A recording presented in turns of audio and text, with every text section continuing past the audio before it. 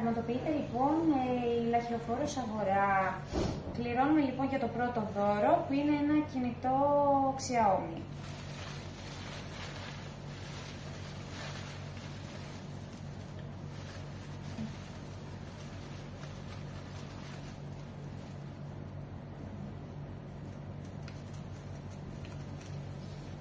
Και είναι το νούμερο 202.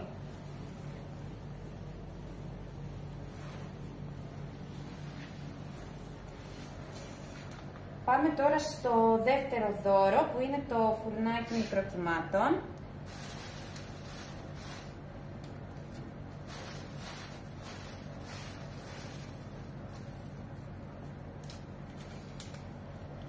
Και είναι το νούμερο 201.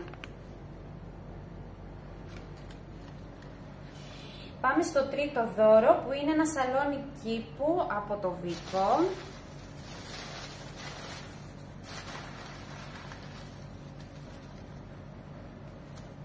Και είναι το νούμερο 449.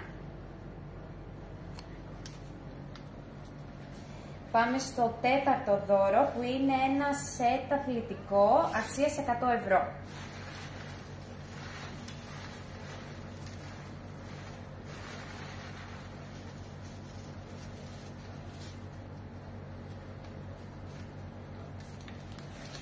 Και είναι το νούμερο 190.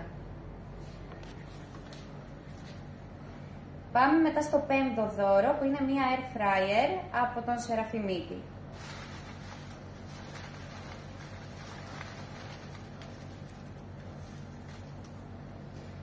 Και είναι το νούμερο 681.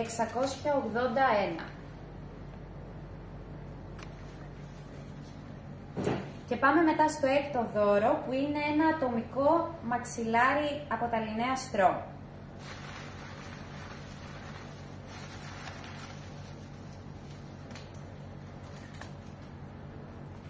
Και είναι το νούμερο 473.